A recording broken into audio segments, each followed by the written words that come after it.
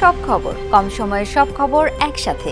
খবরটা খুব বড় করে বলবো না, কিন্তু যতখানি বলবো তাতে করে আপনি জেনে যেতে পারবেন আজ কোথায় কি হলো। নিয়মিত এই আয়োজনে স্বাগত জানাচ্ছি আপনাদের সবাইকে, আমি শাওন দত্ত। সাধারণ মানুষের মাধ্যমেই রাজনীতিকদের ভোট এবং সরকারি কর্মকর্তাদের বেতন হয়, তাই সাধারণ মানুষের দিকে নজর দিতে সবার প্রতি আহ্বান জানিয়েছেন প্রধানমন্ত্রী শেখ হাসিনা। সকালে গণভবন থেকে ভূমি ও গৃহহীনদের মাঝে বিনামূল্যে 18,566টি ঘর জমি বিতরণ অনুষ্ঠানে এসব কথা বলেন তিনি। প্রধানমন্ত্রীর আশ্বাস, ঘূর্ণিঝড়ে রিমালে যারা ক্ষতিগ্রস্ত তাদের পাশে থাকবে সরকার। সরকার প্রধানের বক্তব্য, শেখ মুজিবের বাংলায় প্রত্যেকটি মানুষই মাথা উঁচু করে চলবে।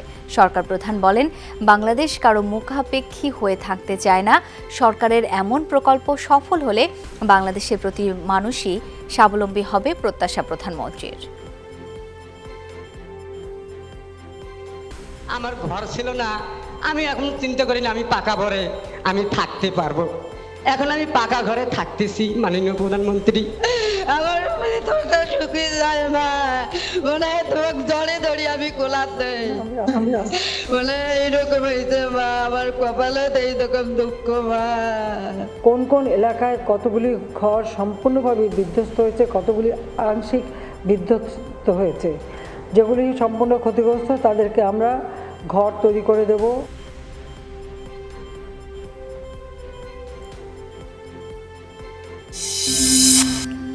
আওয়ামী লীগ সভাপতি শেখ হাসিনার কারা মুক্তি দিবস আজ। ১.৫ দশক আগে মিথ্যা মামলায় ১১ মাস কারাভোগ করতে হয়েছিল বঙ্গবন্ধু কন্যাকে। গণ আন্দোলনের মুখে আজকের দিনে সেনা সমর্থিত তত্ত্বাবধায়ক সরকার শেখ হাসিনাকে মুক্তি দিতে বাধ্য হয়। মাত্র ১৫ দিনে ২৫ লাখ স্বাক্ষর সংগ্রহ করে যারা মুক্তি আন্দোলনে ভূমিকা রেখেছিল তাদের সকলের প্রতি কৃতজ্ঞতা জানিয়েছেন আওয়ামী লীগ সভাপতি প্রধানমন্ত্রী শেখ হাসিনা। তৃণমূলের আওয়ামী লীগ কর্মীদের পাশাপাশি দেশি বিদেশি বন্ধুদের কথাও স্মরণ করেন আওয়ামী লীগ সভাপতি।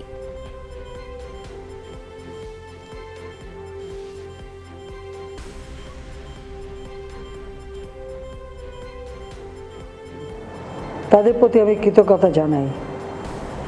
ঢাকা শহরে 15 দিনের মধ্যে 25 লক্ষ সিগনেচার সংগ্রহ করে আমাদের মহানগর আওয়ামী লীগ সহ আমাদের সহযোগী সংগঠন তারা সেই সময় উপদেষ্টার অফিসে পৌঁছে দেয় আমার মুক্তি চেয়ে।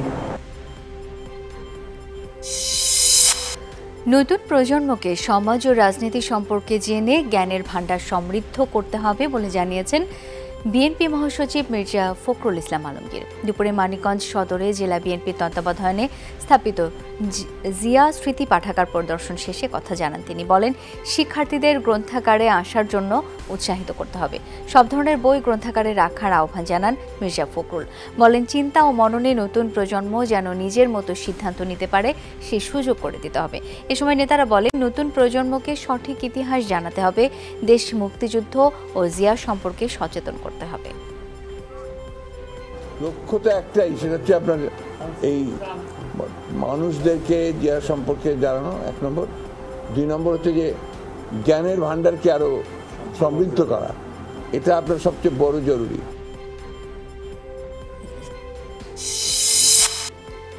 কনস্টেবল কাউসারের মানসিক অসুস্থতার খবর পুলিশের কাছে ছিল, এমনটা জানিয়েছেন আইজিপি। তবে চিকিৎসক তাকে ফিট সার্টিফিকেট দিয়ে ডিউটির উপযোগী ঘোষণা দেয় কাউসারকে নিরাপত্তার দায়িত্ব দেওয়া হয়েছিল। আর পুলিশের মানসিক স্বাস্থ্য নিয়ে বাহিনী কাজ করছে বলে জানিয়েছেন স্বরাষ্ট্রমন্ত্রী আসাদুজ্জামান খান। এ সময় মহাসড়কে চাঁদাবাজি প্রসঙ্গে মন্ত্রী বলেন, হাত বাড়ালেই টাকা পাওয়া যায়, তাই মহাসড়কে অনেক জায়গায় চাঁদাবাজি হচ্ছে। বলেন, ঈদে ঘরমুখ যাত্রীদের ভোগান্তি কমাতে নেওয়া হয়েছে প্রস্তুতি। জানার পরে যখন একজন ডাক্তার তাকে বলেছে যে সে ফুললি ফিট ফর জব, তখন আমরা তাকে আবার কাজে নিয়োজিত করেছি। কয়েকদিন তাদের পরামর্শ দেওয়া হয়, ট্রেনিং দেওয়া হয়, যাতে তাদের মেন্টাল স্ট্রেসটা তাদের মানে কম থাকে। সেই জন্য তাদের একটা কোর্স মানে 2-1 দিনের একটা কোর্স চলে। ঈদের আগে বকেয়া বেতনের দাবিতে ঢাকা চট্টগ্রাম মহাসড়ক অবরোধ করে বিক্ষোভ করেছে পোশাক শ্রমিকরা। দুপুরে নারায়ণগঞ্জের লাঙ্গলবন্দ এলাকার টোটাল ফ্যাশনের শ্রমিকরা আন্দোলন করেন। এ সময় মহাসড়কের বন্দরের মালিবাগ এলাকা থেকে সোনারগাঁয়ে চৈত্রী গার্মেন্টস পর্যন্ত যানজটের সৃষ্টি হয়। ভোগান্তিতে পড়েন সাধারণ চলাচলকারীরা। পরে পুলিশ ঘটনাস্থলে গিয়ে আন্দোলন থামানোর চেষ্টা করে। মালিক পক্ষের সাথে কথা বলে শ্রমিকদের পাওনা বুঝিয়ে দেওয়ার আশ্বাস দেয়। পরে মহাসড়ক থেকে চলে যান শ্রমিকরা।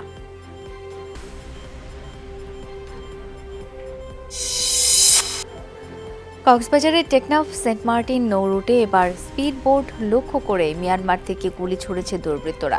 দুপুরে টেকনাফ থেকে 5 জন যাত্রী নিয়ে সেন্ট মার্টিনের দিকে যাচ্ছিল বোটটি। শাহপরীর দ্বীপ পার হয়ে গোলগড়া পয়েন্টে পৌঁছলে নায়কহংদিয়া পয়েন্টে অবস্থানরত অস্ত্রধারীরা বাংলাদেশের জলসীমায় এগিয়ে আসে। এ সময় তারা বোটটি লক্ষ্য করে 10 থেকে 12 রাউন্ড গুলি ছোড়ে। এতে বোটে থাকা যাত্রীরা আতঙ্কিত হয়ে পড়েন। লেফটেন্যান্ট জেনারেল ওয়াকারুজ্জামানকে পদোন্নতি দিয়ে পরবর্তী 3 বছরের জন্য সেনাপ্রধান হিসেবে নিয়োগ দেওয়া হয়েছে। আগামী 23 জুন দায়িত্ব গ্রহণ করবেন তিনি।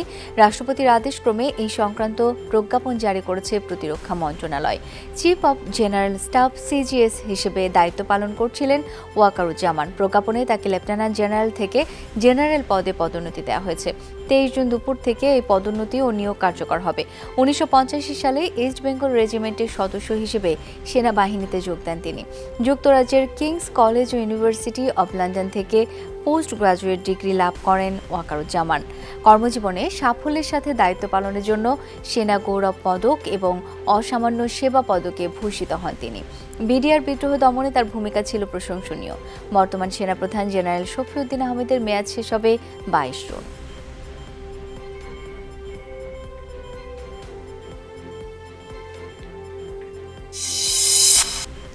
নেপাল থেকে 40 মেগাওয়াট জলবিদ্যুৎ আমদানি করবে বাংলাদেশ। 5 বছর মেয়াদী চুক্তি অনুযায়ী প্রতি ইউনিটের খরচ পড়বে 8 টাকা 17 পয়সা। সচিবালয়ে অর্থমন্ত্রী এইচ মাহমুদ আলীর সভাপতিত্বে অনুষ্ঠিত ক্রয় সংক্রান্ত মন্ত্রিসভা কমিটির বৈঠকে এই সিদ্ধান্ত নেওয়া হয়। এক ব্রিফিংয়ে এই তথ্য জানান মন্ত্রিপরিষদ বিভাগের সংস্কার ও সমন্বয় বিভাগের সচিব মাহমুদুল হোসেন খান। বাংলাদেশ, নেপাল, ভারত ত্রিপক্ষীয় চুক্তির মাধ্যমে এই বিদ্যুৎ কেনা হবে। এর জন্য প্রতি ইউনিট খরচের বাইরে ভারতকে ইউনিট প্রতি বাণিজ্য শুল্ক দিতে হবে 0.059 রুপি। প্রধানমন্ত্রী শেখ হাসিনার নেপাল সফরের সময় এই বিষয়ক চুক্তি হবে। এছাড়া সভায় টিসিপির জন্য 2,20,00,000 লিটার সয়াবিন তেল কেনার সিদ্ধান্তও হয়েছে। প্রতি লিটারের মূল্য 150 টাকার উপরে পড়বে। সব মিলিয়ে 331,58,00,000 টাকার সয়াবিন তেল কেনা হবে। 1 কোটি পরিবার স্বল্প মূল্যে এই তেল পাবে। এছাড়া জ্বালানি তেল, সার কেনার সিদ্ধান্ত সহ মোট 15টি প্রস্তাবে অনুমোদন দিয়েছে সরকারি ক্রয় সংক্রান্ত মন্ত্রিসভা কমিটি। 40 মেগাওয়াট 5 বছরের জন্য এই চুক্তি করা হচ্ছে, ত্রিপক্ষীয় চুক্তি। কারণ বিদ্যুৎটা নেপালে আসবে, ভারত হয়ে বাংলাদেশে আসবে। খরচ পড়ছে বাংলাদেশি টাকায় প্রতি ইউনিট 8 টাকা 17 পয়সা। পবিত্র ঈদুল আজহা এগিয়ে আসার সাথে জমে উঠছে কোরবানির পশুর হাট। ফেনী সোনাগাজীর একটি হাটে রয়েছেন সহকর্মী আরিফুর রহমান। সরাসরি যুক্ত হচ্ছেন তিনি। আরিফ, হাটে বেচাকেনা কোরবানির পশুর সমাগম এবার কেমন দেখছেন? দামই বা কেমন?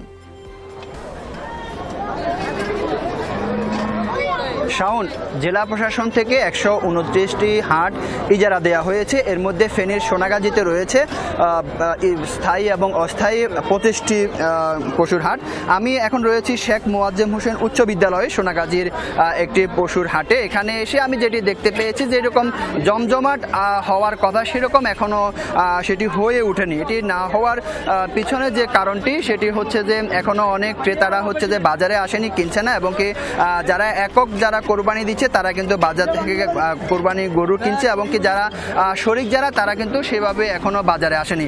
আমি এখন যে বাজারটিতে রয়েছি এটি হচ্ছে সোনাগাজীর সবচেয়ে একটি বড় বাজার।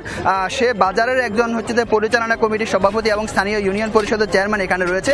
আমি তার কাছে জানতে চাইবো যে এই যে আজকে বাজারে কয়টি গরু বিক্রি হয়েছে, এবং কি সেটি আসলে তুলনামূলক কম হওয়ার খবর আমরা শুনেছি, আসলে কেন? আজকে বাজারে আমাদের 150টি ইতিমধ্যে গরু বিক্রি হয়েছে। আমরা আশা করতেছি আরও 2টি বাজার আছে, বৃহস্পতিবার এবং শনিবার। আমাদের এখানে প্রত্যেক বছর 1000 থেকে 1500 পশু বিক্রি হয়। আমাদের আগামী 2 বাজারে আমাদের কাঙ্ক্ষিত যে প্রত্যাশা আছে এটা ইনশাল্লাহ পূরণ হবে। আর আমাদের এই বাজার ব্যবস্থাপনা কমিটির পক্ষ থেকে, ইউনিয়ন পরিষদের পক্ষ থেকে আমরা পর্যাপ্ত নিরাপত্তা ব্যবস্থা রেখেছি, বিশেষ করে গ্রাম পুলিশ, নিজস্ব ভলান্টিয়ার এবং কি থানা প্রশাসনের পক্ষ থেকে পুলিশ প্রশাসন এখানে উপস্থিত হয়েছে। আর আমাদের পশু প্রাণী সম্পদ হাসপাতাল থেকে আমাদের এখানে ডাক্তার আছে সার্বক্ষণিক, কোনো পশু অসুস্থ হলে তাৎক্ষণিক ট্রিটমেন্ট দেওয়া হয়, কোনো সমস্যা হলে আমরা ধন্যবাদ। তবে আমরা এখানকার যে ক্রেতা বিক্রেতা রয়েছে তাদের উভয়ের সাথে কথা বলে যেটি জেনেছি, দামের ব্যাপারে প্রত্যেকের কিন্তু একটি মিশ্র প্রতিক্রিয়া রয়েছে। ক্রেতারা যেটি বলছে যে বিক্রেতারা দাম বেশি চাচ্ছে, অন্যদিকে হচ্ছে যে বিক্রেতারা যেটি বলছে সেটি হচ্ছে যে যারা গরু কিনবে তারা হচ্ছে যে দাম অনেক কম বলাতে তারা সেভাবে বিক্রি করতে পারছে না। তো শাওন, এই ছিল আমার কাছে এখানকার সর্বশেষ। আরিফ, ধন্যবাদ আপনাকে। চট্টগ্রামে খালে পড়ে নিখোঁজ 2 শিশুকে উদ্ধার তৎপরতা চালাচ্ছে ফায়ার সার্ভিস। এ বিষয়ে আরও বিস্তারিত জানবো। যুক্ত হচ্ছেন সহকর্মী জোবায়েদ ইবনে শাহাদাত। জোবায়েদ, উদ্ধার কাজ কত দূর এগোলো? শিশুদের পরিচয় কি জানা গেছে?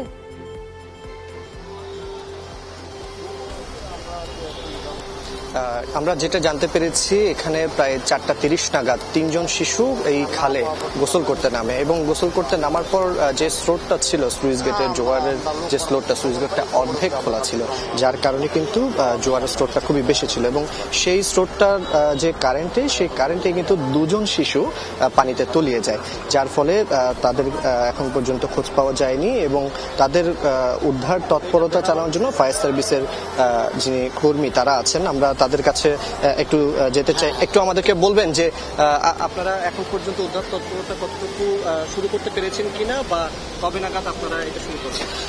আসলে আমরা আসছিলাম, আমাদের ডুবুরও এখানে উপস্থিত আছে। আমরা আসলে এখানে নতুন সুইচ গেটের পরীক্ষামূলক কার্যক্রম চলতেছে, বিদায় আমরা আমাদের কার্যক্রমটা সঠিকভাবে পরিচালনা করা সম্ভব না, কারণ এখানে একটা বুট ঢুকাতে হবে। একটা নৌকা ঢুকাইলে আমাদের এখানে কার্যক্রমটা পরিচালনা করতে সুবিধা হবে। কবে নাগাদ শুরু হতে পারে এই কার্যক্রমটা? মেবি ঘণ্টাখানেকের ভিতরে আমরা চেষ্টা করব। ওনাদের সাথে আলাপ আলোচনা হয়েছে, ওনারা বলছে যে আমাদের কিছুক্ষণ সময়। শুনছিলেন যে এখন পর্যন্ত এখানে যে স্রোত এবং যে স্লুইস গেটের যে অবস্থা, সেটার কারণে কিন্তু এখন পর্যন্ত উদ্ধার তৎপরতা শুরু করা যায়নি। তবে সেটা তারা বলছেন ঘণ্টাখানেক পরে এই উদ্ধার তৎপরতা কিন্তু তারা শুরু করতে পারবেন। সেই পর্যন্ত যেই বিষয় সেটা একটু বলে রাখি, 3জন শিশু কিন্তু নেমেছিলেন উদ্ধার তৎপরতার আগে, কিন্তু 3জন শিশুর কথা আমরা জানতে পেরেছি, যাদের মধ্যে 2জন শিশু পানিতে তলিয়ে গেছে। এখন পর্যন্ত তাদের খোঁজখবর আমরা পাইনি বা তাদের পরিচয় জানতে পারিনি। পরিচয় জানতে পারে নিশ্চয়ই আপনাদের মাধ্যমে আমরা দর্শকদের জানার চেষ্টা করব। ধন্যবাদ আপনাকে। পশ্চিম তীরে দিন দিন বেড়ে চলেছে ইসরায়েলি আগ্রাসন। সোমবার ইসরায়েলি সেনাবাহিনীর গুলিতে প্রাণ গেছে 4 ফিলিস্তিনির। রামাল্লায় স্থানীয় এক ফিলিস্তিনির বাড়িতে ঢুকে এই হত্যাকাণ্ড চালায় ইহুদি সেনারা। স্থানীয় গণমাধ্যম জানায়, হামাস নির্মূলের অজুহাতে অঞ্চলটিতে চালানো হচ্ছিল সাঁড়াশি অভিযান। এ সময় একটি বাড়িতে ঢুকে 4 জনকে গুলি করে হত্যা করা হয়। আহত হয় আরও কয়েকজন। ইসরায়েলি সেনাদের দাবি, নিহতরা সবাই সন্ত্রাসী কর্মকাণ্ডের সাথে যুক্ত ছিল। IDF এর সদস্যদের দেখে তারা পালানোর চেষ্টা করে, আর তাই গুলি ছুটতে বাধ্য হয় সেনারা। 7 অক্টোবরের পর থেকেই ইসরায়েলি হামলায় পশ্চিম তীরে প্রাণ গেছে 5.5 শতাধিক ফিলিস্তিনির। আবার ইসরায়েল বিরোধী বিক্ষোভে উত্তাল হল যুক্তরাষ্ট্রের ক্যালিফোর্নিয়া বিশ্ববিদ্যালয়। সোমবার পুলিশের সাথে ব্যাপক সংঘর্ষ হয় শিক্ষার্থীদের। সোমবার বিক্ষোভ কর্মসূচিতে অংশ নিতে লস অ্যাঞ্জেলসের ক্যাম্পাসটিতে জড়ো হয় হাজারো ছাত্রছাত্রী। ফিলিস্তিনের পতাকা আর যুদ্ধ বন্ধের দাবিতে প্ল্যাকার্ড হাতে চলে মিছিল। স্লোগানে মুখরিত হয় বিশ্ববিদ্যালয় চত্বর। একটি ভবনের কাছাকাছি গেলে বাধা দেয় পুলিশ। শুরু হয় সংঘর্ষ, আটক করা হয় বেশ কয়েকজনকে। মার্কিন বিশ্ববিদ্যালয়ের গবেষণায় ইসরায়েলি অর্থায়ন বন্ধ ও গাজায় আগ্রাসন বন্ধের দাবিতে গত 2 মাস ধরেই আন্দোলন চলছে যুক্তরাষ্ট্রের বিভিন্ন বিশ্ববিদ্যালয়ে। বিশ্বব্যাপী মন্দা বিরাজ করলেও সরকারের যুগোপযোগী ও সাহসী সিদ্ধান্ত এবং ব্যবসায়ীদের সহযোগিতায় বাংলাদেশের অর্থনীতি সচল রয়েছে বলে জানিয়েছেন রাষ্ট্রপতি মোহাম্মদ শাহাবুদ্দিন। দুপুরে পাবনা সার্কিট হাউসে পাবনা চেম্বার অব কমার্সের প্রতিনিধিদের সঙ্গে মতবিনিময় সভায় কথা জানান তিনি। রাষ্ট্রপতি বলেন, সরকার বাণিজ্য ও বিনিয়োগ সংক্রান্ত নীতি নির্ধারণে ব্যবসায়ীদের পরামর্শ গুরুত্ব সহকারে বিবেচনা করে। নিয়ম নীতি মেনে ব্যবসা করলে সরকার সবসময় ব্যবসায়ীদের পাশে থাকবে বলেও জানান তিনি। অতি মুনাফালোভী ব্যবসায়ীদের অনৈতিক কর্মকাণ্ডে জনগণের যাতে ভোগান্তি না বাড়ে সেদিকেও খেয়াল রাখার কথা বলেন রাষ্ট্রপতি।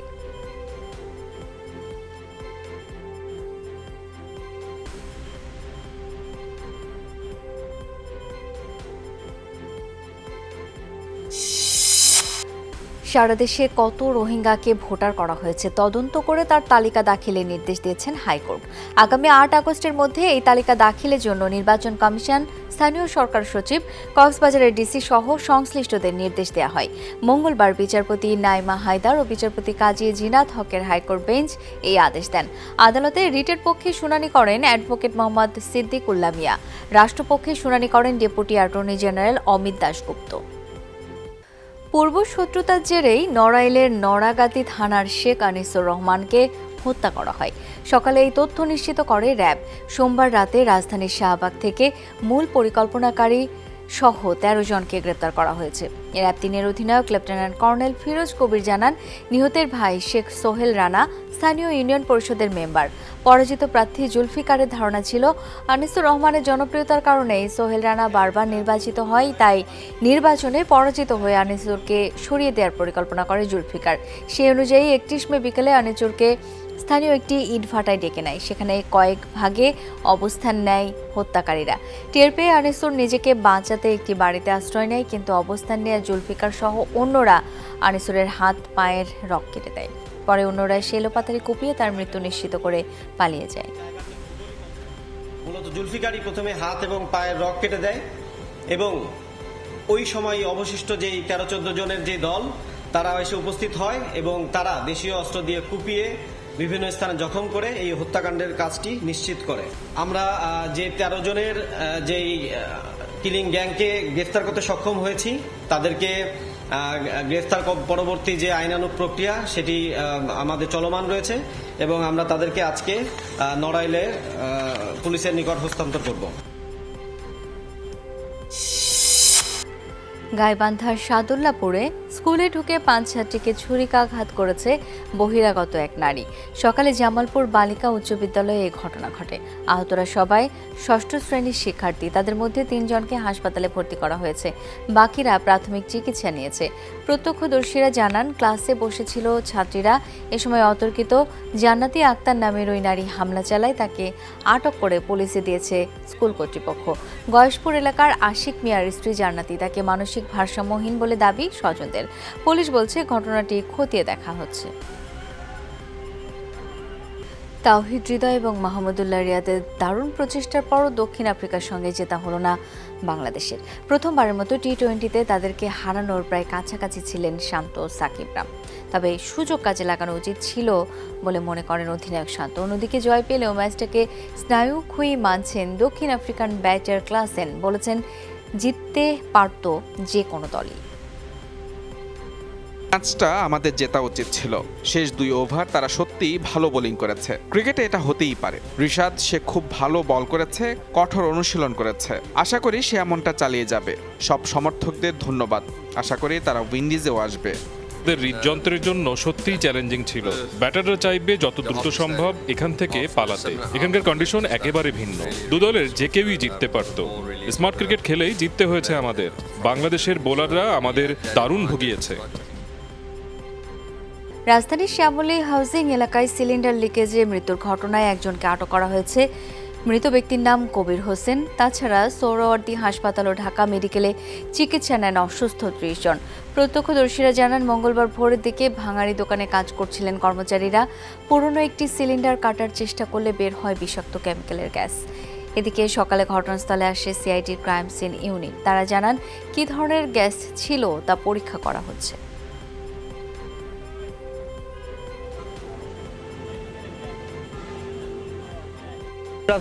রুম থেকে সবাই বাইরে হয়েছে। বাইরে কেউ এইদিকে গিয়ে পড়ছে, কেউ এইদিকে পড়ছে। এলাকার লোক কিছু কিছু দৌড়ে পানি টানি দিছে, পুলিশ মাস্টার দিছে। আমরা মেডিকেলে গেলাম। যার 9 জন চিকিৎসা নিয়ে বাসায় চলে গেছেন। 6 জন আমাদের এখানে ভর্তি আছেন। 6 জনের মধ্যে একজন আশঙ্কাজনক ছিল। অক্সিজেন এবং রেসপিরেটরি গ্যাস সাপ্লাই দিয়ে সেই রোগীটাকে রিস্টোরেশন অর্থাৎ পুনরুদ্ধার করা হয়েছে।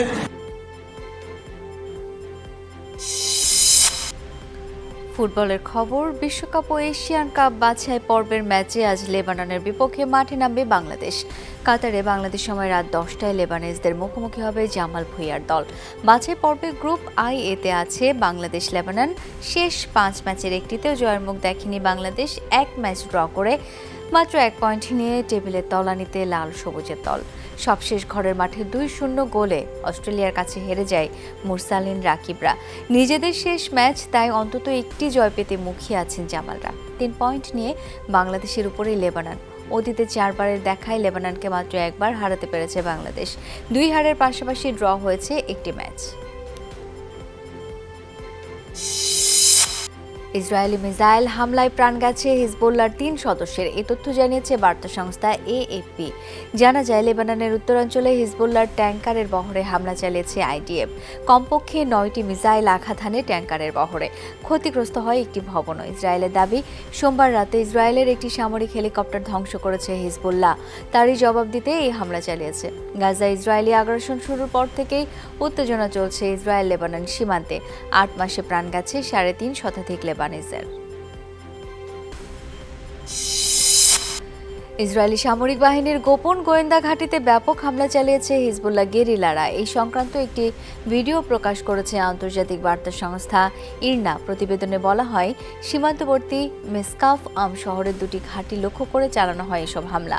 বেইত হিলাল এবং জারিয়াত ব্যারাকে এসব গোয়েন্দা ঘাঁটি স্থাপন করেছিল ইসরায়েলি বাহিনী।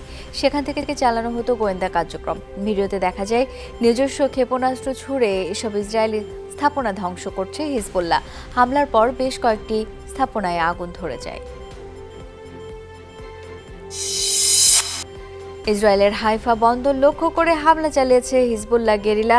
ইসরায়েলি বিভিন্ন গণমাধ্যম জানায়, মঙ্গলবার বন্দর লক্ষ্য করে ছোড়া একটি ড্রোন ধ্বংস করা হয়েছে। এর পাশাপাশি হাইফার উত্তরাঞ্চলে জারি করা হয়েছে সতর্কতা। সাইরেন বাজিয়ে সতর্ক করা হচ্ছে স্থানীয়দের।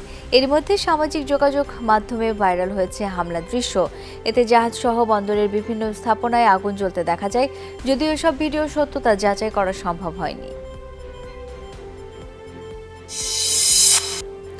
8 মাস ধরে চলা আগ্রাসনে আরও একটি রক্তক্ষয়ী দিন দেখল গাজাবাসী। সোমবার রাতভর গাজা জুড়ে বিভিন্ন স্থানে তাণ্ডব চালিয়েছে ইসরায়েলি বাহিনী। গাজা সিটিতে ভয়াবহ হামলায় প্রাণ গেছে একই পরিবারের 8 জনে, যাদের মধ্যে বেশিরভাগই শিশু। সেন্ট্রাল গাজার দেইর আল-বালাতে একাধিক আবাসিক ভবনে বোমা হামলা চালিয়েছে ইসরায়েলি বাহিনী। সেখানে প্রাণ গেছে কমপক্ষে 3 জনের। নিহতদের 2 জনই শিশু। আহত হয়েছে বহু ফিলিস্তিনি। হতাহতের সংখ্যা আরও বাড়তে পারে বলে শঙ্কা করছে কর্তৃপক্ষ।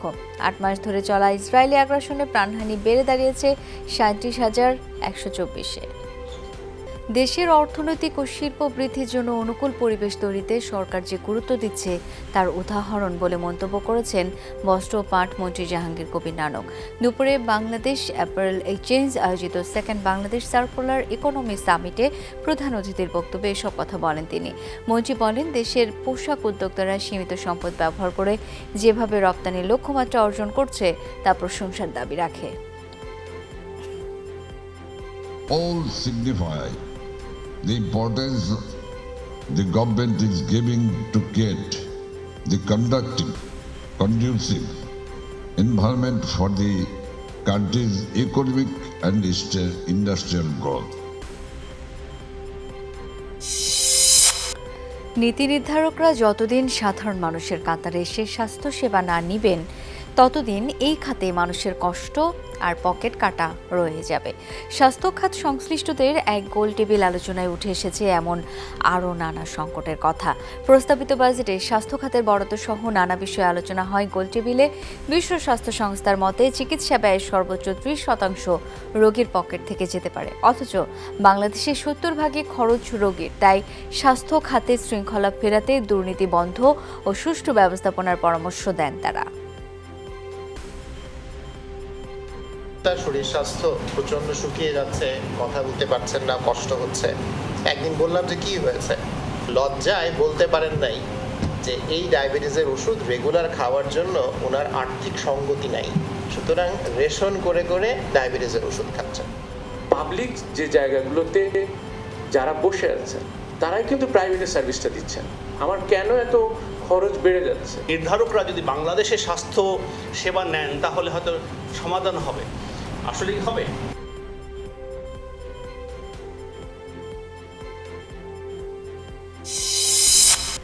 পারিবারিক তথ্য সংগ্রহে নতুন জরিপ পরিচালনা করবে বাংলাদেশ পরিসংখ্যান ব্যুরো বিবিএস। নাম দেওয়া হয়েছে মাল্টিপল ইন্ডিকেটর ক্লাস্টার সার্ভে। মূলত নারী ও শিশুদের উপাত্ত সংগ্রহে এটি ব্যবহার করবে সংস্থাটি। দুপুরে এই সংক্রান্ত কর্মশালার আয়োজন করে বিবিএস।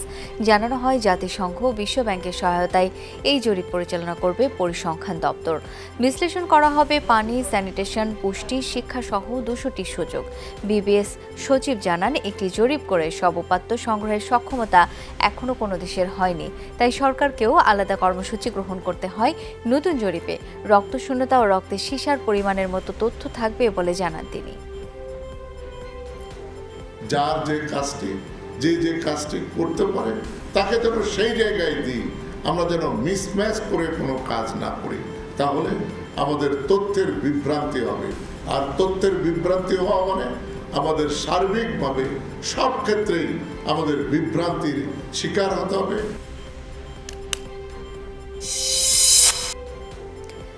ঈদে যমুনার ডাবল খুশি অফারে গাজীপুরে জয়দেবপুরের হালিমা আক্তার আইরিন ফ্রিজ কিনে মোটর সাইকেল উপহার পেয়েছেন। দুপুরে বিজয়ী ক্রেতার কাছে 125 সিসির পেগাসাস মোটরসাইকেলটি হস্তান্তর করা হয়। এই সময় প্রতিষ্ঠানটির হেড অব প্লাজা সহ অন্যান্য কর্মকর্তারা উপস্থিত ছিলেন। যমুনা ইলেকট্রনিক্সের জয়দেবপুর প্লাজা থেকে ফ্রিজটি কিনেছিলেন পুরস্কার বিজয়ী নারী। দেশব্যাপী যমুনা ইলেকট্রনিক্স অ্যান্ড অটোমোবাইলসের চলমান ডাবল খুশি অফারে পুরস্কার পান তিনি। এছাড়া ঈদে এই অফারে দেশের যে কোনো যমুনা প্লাজা ডিলার শোরুম বা রিটেইলার শপ থেকে পণ্য কিনলেই পুরস্কার জিতে নেওয়ার সুযোগ আছে। বিভিন্ন ইলেকট্রনিক্স পণ্যে থাকবে 30% নগদ মূল্য ছাড়। এছাড়া বিভিন্ন সুযোগ সুবিধা পাবেন ক্রেতারা। পূর্ব আফ্রিকার দেশ মালাউইর ভাইস প্রেসিডেন্ট সহ নিখোঁজ বিমানের সব আরোহী নিহত হয়েছেন। নিখোঁজের একদিন পর মঙ্গলবার এ তথ্য নিশ্চিত করলেন দেশটির প্রেসিডেন্ট। ভাইস প্রেসিডেন্ট সাউলোস ক্লস চিলিমা ছাড়াও বিমানে ছিলেন তার স্ত্রী সহ আরও 9 জন। উড়োযানটি চিকাগোয়া পাহাড়ি এলাকায় বিধ্বস্ত হয়। এই ঘটনায় দেশটিতে একদিনের শোক পালিত হচ্ছে। এর আগে সোমবার নিখোঁজ হয় বিমানটি। কর্তৃপক্ষ জানায়, স্থানীয় সময় সকাল 9:17 রাজধানী লি লংওয়ে ছেড়ে যায় চিলিমাকে বহনকারী দেশটির প্রতিরক্ষা বাহিনীর একটি বিমান। স্থানীয় সময় 10:02 এমজুজু আন্তর্জাতিক বিমানবন্দরে সেটির অবতরণ করার কথা ছিল। তবে প্রত্যাশিত সময়ের অনেক পরেও বিমানটির খোঁজ না মেলায় শুরু হয় উদ্ধার অভিযান। পরে একদিনের চেষ্টায় খুঁজে পাওয়া যায় ধ্বংসাবশেষ। উত্তর কোরিয়ার সেনাদের বিরুদ্ধে বেসামরিক সীমারেখা লঙ্ঘনের অভিযোগ তুলল দক্ষিণ কোরিয়া। ফাঁকা গুলি ছুড়ে সতর্কও করেছে সেনারা। রোববার স্থানীয় সময় দুপুর 12:30টার দিকে এই ঘটনা ঘটে। দক্ষিণ কোরিয়ার জয়েন্ট চিফ অব স্টাফ জানিয়েছেন, দুই দেশের মধ্যবর্তী বেসামরিক অঞ্চলের সীমারেখা পার হয়ে সামনের দিকে অগ্রসর হয়েছিল উত্তর কোরিয়া। দর্শক, এই ছিল আজকের সব খবরের আয়োজন। এতক্ষণ সাথে থাকার জন্য সবাইকে অসংখ্য ধন্যবাদ।